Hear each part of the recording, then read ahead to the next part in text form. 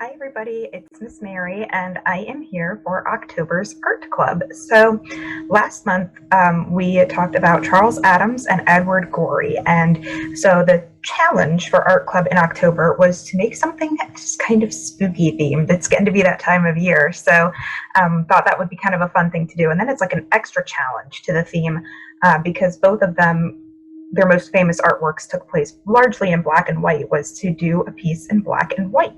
So if you did participate, I would absolutely love to see your creations, and you can totally comment on this video with a picture of that. We'd love to see it. If you didn't, if you just thought the theme was, just didn't matter, and you made something else entirely, I'd love to see that too. I definitely enjoy seeing your arts and crafts projects. So thank you so much for watching and sharing that with us. We really appreciate that. So I thought I'd show you what I made based on the theme. Now, keep in mind, like, I love art, but I am a terrible drawer. But I decided to draw a skeleton here, and I ran out of room for the legs, so it's only about down to the knees. But a skeleton meeting their friend Ghost. So that is my black and white spooky drawing, and I did that just with construction paper and a white crayon, so like nothing too fancy. So that was my submission for Art Club. So I'd love to see what you guys came up with. So this coming month, coming up for November, I wanted to talk about a really neat artist, one of my favorites, and maybe you've seen some of his artwork before, or you've heard of him, or maybe studied him before, but I thought we would do that, and then we'll get into what next month's theme is going to be. All right, I think that is it. I also don't know that I can control where my face is here, so we're just I'm not even going to bother. So this is a piece of work by the artist that we were talking about for November, and what does this look like to you? I'm always very curious to see what people think when they see pictures by this artist, and particularly like a picture like this. It's very what we would call abstract. So what does it look like to you? Does it remind you of anything, or does the shape of it maybe suggest something to you? It's almost like looking at the clouds and trying to pick out a shape that you see in the clouds. What do you see in this picture? So this picture is called The Snail, and it's by Henri Matisse, and so he's French. His name is Henri. It was from 1953, and it consists of a number of colored shapes arranged in a spiral pattern, suggested by the title. So he first drew a picture of a snail and then used the paper to interpret it. It kind of laid it on top. So let's go back and look real quick. Do you see a snail at all? Does it look like a snail to you? Kind of interesting, right? So let's talk about Henri Matisse. There he is. There's a picture of Matisse. So he was born in 1869 in France, and he died in 1954. He became very ill when he was about 20 years old, and his mother bought him paints to help him pass the time while he was recovering, and that was that. He quit his job as a lawyer to pursue painting, and he painted in many different styles over the course of his life. So we're going to look at some of the different things. You've seen the snail, you know what that looks like, but let's go back to like when he was 20 years old, kind of how he painted when he was that age. So this is totally different, obviously, from the snail. I mean, the snail is very abstract and colorful and kind of like a vague idea of a snail, but this is called Still Life with Books and Candle, and that is exactly what it is. It looks like, you can tell exactly what it is. It's a candle with a pile of books. They're kind of sitting on like a newspaper, it looks like, on top of a table. It's very realistic. We would call this realism, which just means that it looks like the thing it's supposed to look like. So when he was younger, he kind of was trying to go more for that style, but then as you can tell, as he got older, his style changed. His art style changed as he got older. This one he did when he was 36 years old. It's called Woman with a Hat, and it's based on his wife, Amelia. And so you can kind of start to see, like, you can still tell what that is. Like, that's definitely a lady wearing a very big hat. But he is starting to kind of move into a more fantastical color palette here. Like he's using a lot of bright colors, and it's not quite as realistic as the books and the candle was in the slide before. This would probably fall under what we would call impressionist painting, and that's just a fancy word meaning that it gives the impression of what it is rather than like a super detailed rendering. So, I mean, we can talk about that at a future art club if that is something that you would be interested in learning more about. We'll probably do that at some point. But yeah, this one is about 15 years after the book and the candle. So he starts off here, he moves here. 1906, which was 1 year later, he did this one called View of the Sea. And you can see it's even less detailed, even more impressionistic. Could barely almost even tell what it is. I mean, you can see there's a tree and maybe some buildings. The sea is there, you can tell because it's like that big blue thing in the background, but very, very few details, very kind of blurry. It's almost like a dream. It feels like you're looking at it in a dream. So Matisse was a painter for a lot of his life, but it wasn't really until he became much older that he got famous for doing collages and what he called drawing with scissors. So in his later life, Matisse became ill with cancer. He wasn't able to move around enough to paint on large canvases. You know, and you do these big paintings, it's really physical.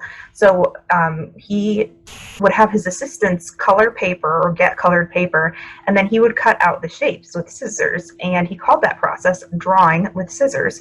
And anything that is made up of cut pieces of paper or like found objects, like you could do this with like fall leaves. If you have some stuff that you find kind of on the ground, you could do like a nature version, but that's called collage. And I think the most popular form of collage, probably like you may have done this before, is when you go through a magazine and you cut out pictures and then put them all together. Like you cut them out and you paste them onto a different page. Collage is a lot of fun. It's one of my favorite forms of art. Might be my favorite form of art just because, as I mentioned before, and as you saw, I'm not a really good drawer. So I really like collage because I can imagine something in my head and then use found objects to create that picture. So again, Matisse became most famous for his collages, and he died in 1954.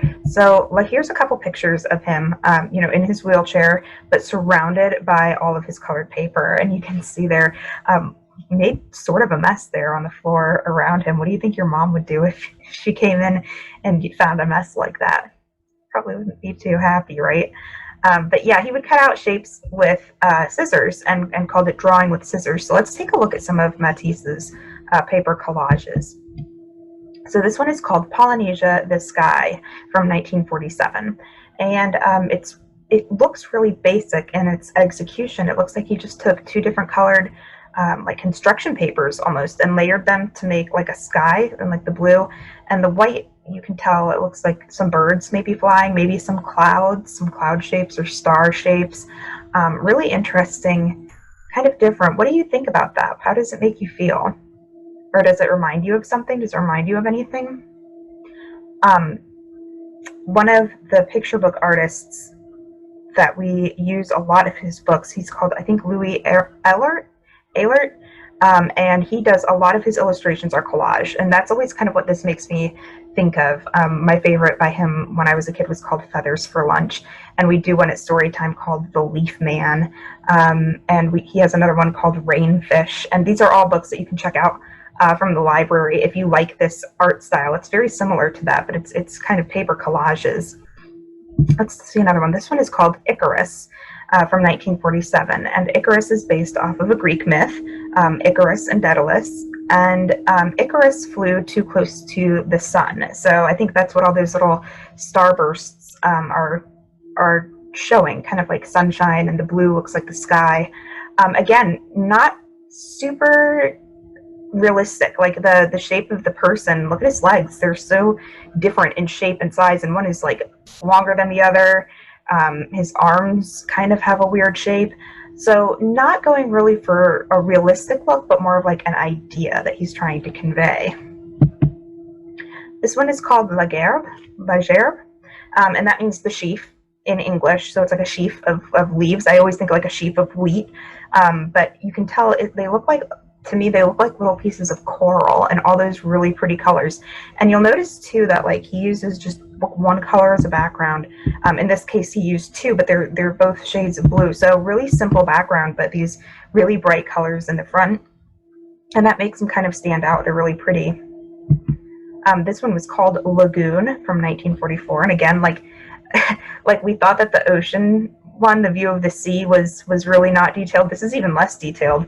I'm not sure I would have known it was a lagoon had I not read the title, but it does kind of have like a tropical watery feel. I think the colors and like the kind of the wave shapes, and then again that black part in the middle sort of looks like a coral.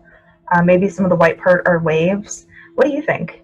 Does it look like a lagoon to you? What would you have called this piece if you didn't know it was called the Lagoon? What would you have called it? It's fun to think about. And so I've taught this lesson before when we were doing like in-person art classes, and so these are some examples of pieces that kids made in that class. I'm going to make myself go away so you can actually see. There we go. We cut out some shapes. I had some that I cut out beforehand on really brightly colored paper. Some of them the kids cut out freehand. They just took scissors and paper and cut them out themselves. And then we put them on just a blank sheet of construction paper. So that's a really easy way to kind of mimic this craft or do a piece of art in the style of Matisse. So now it is your turn. So next time we meet, we will talk about, and I will make another piece for you in the style of Matisse, probably cut out some brightly colored paper and glue it onto another sheet of paper like he did. We'll draw with scissors together. How does that sound? So if you need an idea for something to base your work off of, since we're going into November and Thanksgiving is in November, we can maybe do a drawing with scissors of things that we're grateful for or something that we're grateful for. And again, it doesn't have to be perfect. What I love about Matisse is I think a lot of people imagine that like art has to be really perfect. Like you have to be really good at drawing or you have to be really good at painting. And if you look at a piece of art and you can't tell what it is, then like, are you a good artist or not? And Matisse proves that that's not always the case, that you can have something that is a really blurry picture of an ocean and it'll hang up in a museum, or you could have a piece of 6 colored pieces of paper in a spiral and call it the snail, and that's art too.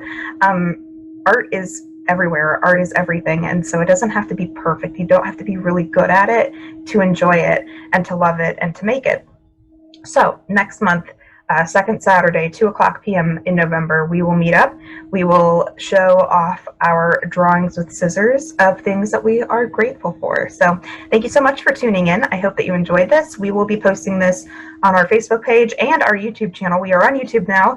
So if you find us on YouTube, make sure that you like and subscribe, and that way you get notified of all the cool videos that we're putting up. We've got all of our virtual story times are there, all of our kids crafts are there, all of our cooking videos for adults are there, cooking videos for kids, all kinds of really cool stuff over on our YouTube channel if you're not on Facebook. So again, thank you so much for watching, and we will see you next time. Bye.